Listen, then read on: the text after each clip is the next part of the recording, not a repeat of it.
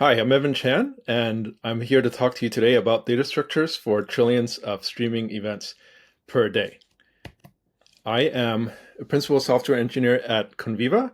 I've had 20 years of lots of experience doing all kinds of high performance data processing. I'm also the creator of PhiloDB, which is a distributed time series database that is used in production at Apple for a lot of their telemetry. So a little bit about Conviva. At Conviva, what we do is we monitor customer experience and do real-time analytics. Our customers are some of the world's largest media companies, including companies like Disney, Disney Plus, NBC, and so on. And we deploy millions of sensors on end user devices, and we measure the real-time user experience, like how well, when you watch your feed, how well is that going? And this is really, really large scale. We are talking about 5 trillion events processed per day. It's probably a bit higher now, and many millions of concurrent viewers. So our streaming architecture is actually not very complicated. You can imagine all kinds of different devices, cell phones, laptops, streaming set-top boxes, and so on. They have some code on it, which sends events pings through our gateway. It goes through a really big Kafka and gets through to our custom stream processor, which we call our time state analytics engine. It is a programmable stream engine where we feed in a DAG and we can do different complex computations. So, and then the metrics that we compute ends up on a data warehouse. So you can imagine that cost, efficiency, and flexibility are all very important criteria for us. Now, through the years, we've evolved our streaming stack significantly. We've gone through many iterations. In the beginning, we had a custom Java process, and we have gone through iterations with Spark Streaming, Flink, custom Scala Akka process, and now we're on to our 5th generation, which is running on Rust. What do we do? And the calculations that we run are fairly complex and very stateful. Now, you might ask, why did we end up, or how do we end up with Rust? Well, through our different iterations, what we've learned is that a traditional SQL is not very well suited to the kind of complex stateful event processing that we do. So we found that with Spark Streaming, Flink, etc., like we were not able to get the kind of scale and performance that we really needed. So we went back to using custom stream solutions, and now we've evolved it to be more of a platform. We find that moving to Rust from the JVM yielded us about 3 times improvement in overall cost efficiency, which is a pretty big factor for us. More importantly, it gives us much better control over memory, data structures, a lot of which we'll talk about in the coming minutes. And so by giving more control, we have a much better high line in terms of, or ceiling in terms of performance. It also gives us more safety than languages like C++, and more efficiency than Go with no GC pauses. So now let's dive into detail into data structures and how we process streaming data. So the first thing that we realized when we looked at our computation and that traditional SQL didn't work very well is that we wanted to come up with an abstraction in order to do easier stateful computation. And for us, we call that the timeline abstraction. This timeline abstraction simplifies stateful processing. You can think of it as like a graphical plot of values over time and visualizing a problem. Here we have a plot of the stress level over time. And maybe I want to ask the question of how long was I in a high stress state? And when you plot it out graphically, I can see that answer easily. So we've came up with an algebra for doing computations based on this visual geometry, which we call time state analytics. In order to represent a timeline, we need a data structure. So our data structure looks like this. We have a timeline, which is a list of spans. A span is basically one period of time from beginning time to end time, and we have events that are within that time span. So a timeline consists of multiple spans. Each span may contain one event or multiple events, and the list of spans would be, one heap allocation, and then if you have a list of events, that would be like another thing that we need to allocate. In order to process timelines, we have a directed graph of operator nodes. So each operator takes one or more input timelines and produces an output timeline. For example, the easiest example is like a count, where we would take a timeline of events and it would produce 1, 2, 3, and so on, a corresponding timeline. Now, in order to track the progress of our processing at each node, we would need a watermark to track progress. Now, joins are a bit complicated here because we have multiple inputs, which means we have to have multiple watermarks. And furthermore, we need to intersect the timelines in order to, we need to intersect the different span intervals. So it starts getting complicated. Now, the first thing we did to optimize this timeline data structure is that instead of using a regular list, we used a Rust crate called smallvec. What this does is that instead of needing to allocate for every list, what a smallvec does is it allows you to store a small amount, a configurable amount of elements. In this case, let's say we have spans in line instead of on a heap. So in this case, let's say we configure a smallvec to store 3 spans. That means that we can store 3 things in line, which allows us to avoid heap allocations. This helps reduce allocations and improve CPU. However, what we found was that by far, instead of going for the small optimizations, the biggest optimization we can do is actually to look at simplifying our data model and simplifying joins. One observation that we made is that in a common case, joins are actually very trivial. We're taking, let's say, 2 inputs and adding them together as a very simple example. So we wanted to optimize for simple joins, and instead of having to parse a whole batch of spans at one time in a join and align them, we wanted to simplify the execution so that at each point, at each join, we are just getting one piece of data at a time. So we simplified the processing, and basically we turned the local protocols of watermarks and queuing and so on into more of a global queue and made all joins much simpler at the cost of having to add maybe more invocations of the DAG, but then each DAG invocation became much simpler. So this eliminated the need for watermarks. The other thing that we did was some short circuiting around which nodes need to be executed. So when I look at a timeline of how we made these improvements, we started with at the beginning of this timeline here is our Scala Akka custom processing engine with a lot of custom code. And let's say that that's 1x throughput as a baseline.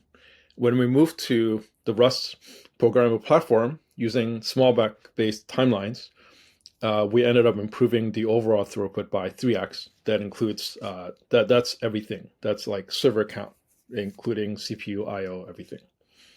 And if you exclude the I/O, we were at greater than 4x in terms of the CPU improvement.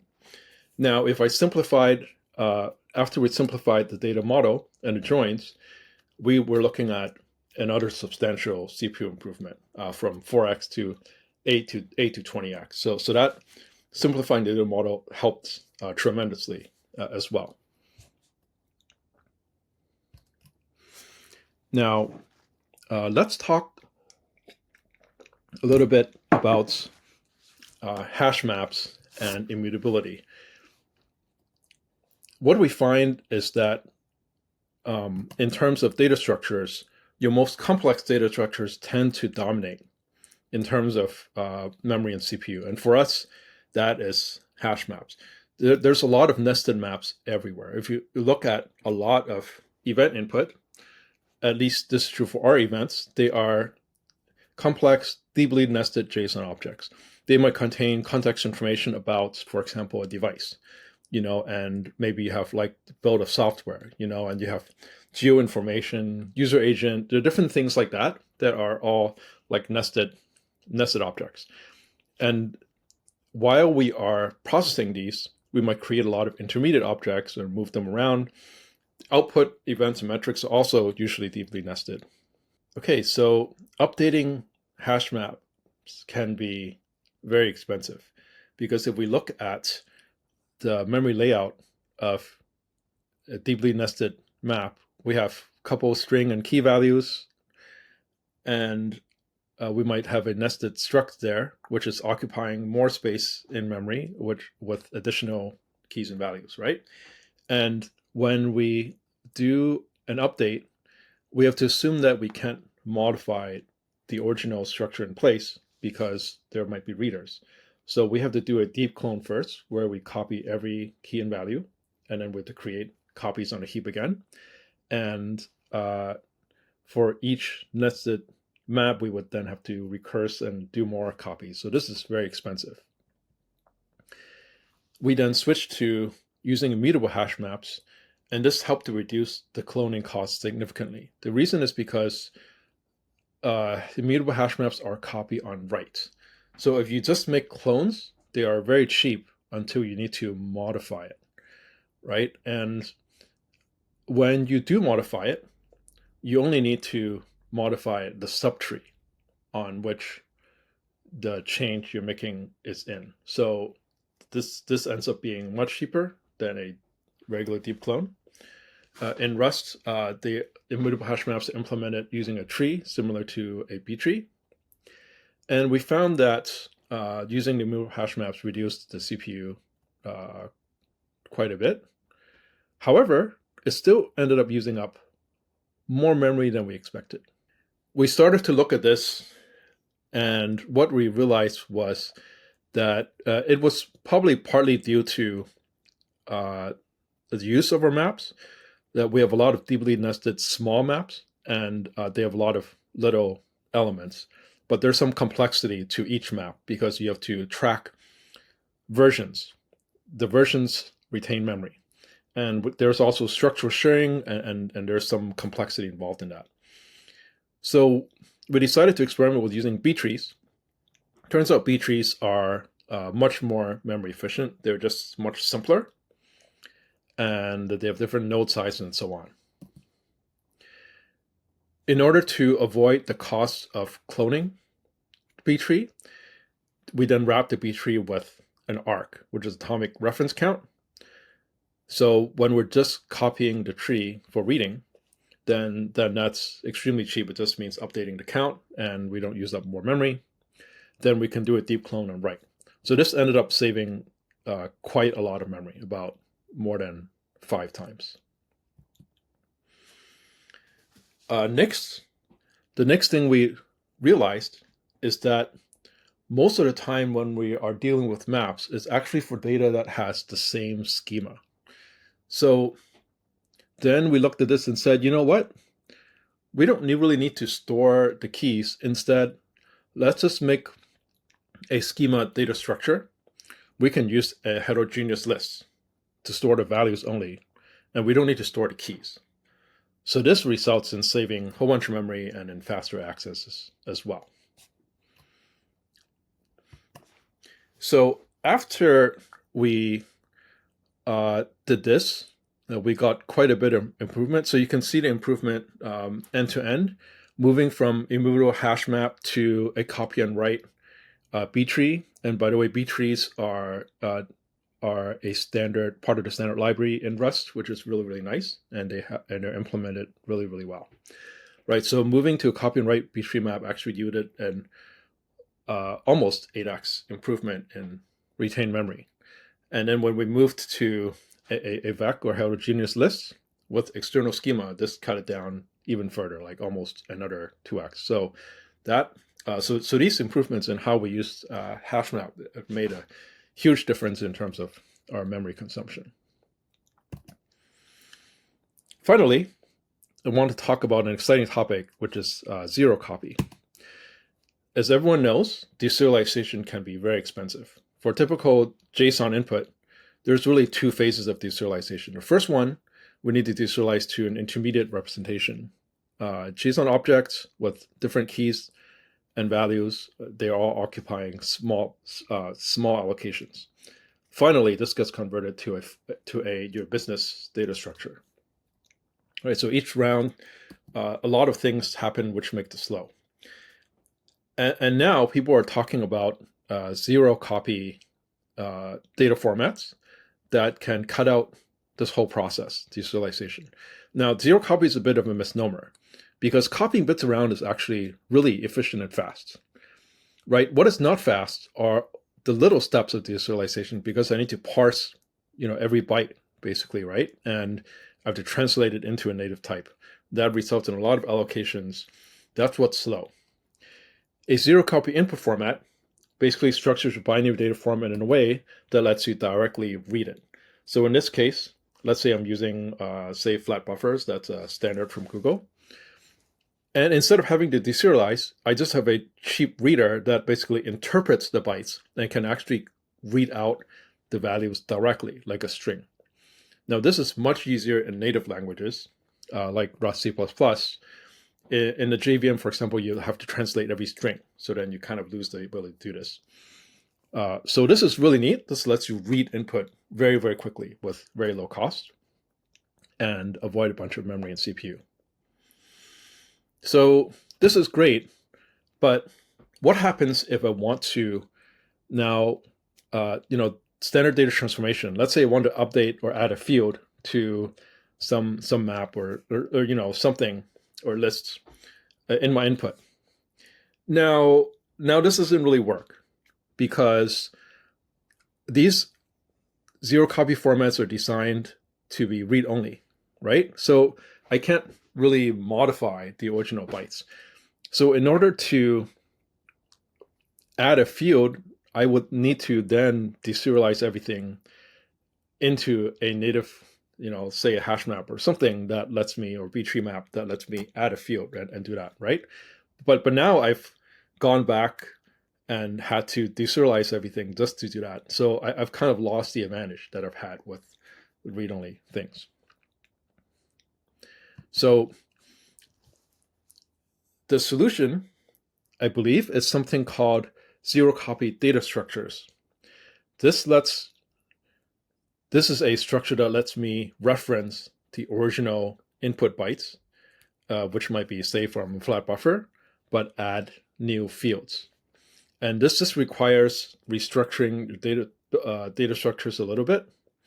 And this gives you the advantages of data processing, the ability to modify, but also without paying the cost of deserializing all of the input. So to me, this is a win-win. And this is the latest thing that we're working on. So, all right, let me summarize. And thank you for being with us today. So we've had a big journey to improve our stream processing system quite a bit. The biggest improvement came from looking at your overall data model and simplifying things like joins and the execution model. That led to a pretty big improvement, 2 to 5x in overall like execution and CPU. But if we're looking at data structures, start with the most complex ones, nested maps, hash maps, improving how you use hash maps through different strategies can result in a huge difference in terms of memory use. Maybe you can avoid them entirely. For you, it might be a different kind of data structure. It's good to minimize allocations and deeply nested object trees. Use copy and write techniques and zero copy techniques when possible. And finally, using a language like Rust might enable you raise the ceiling on your ability to optimize. Thank you very much. And if you'd like to stay in touch, here is my information.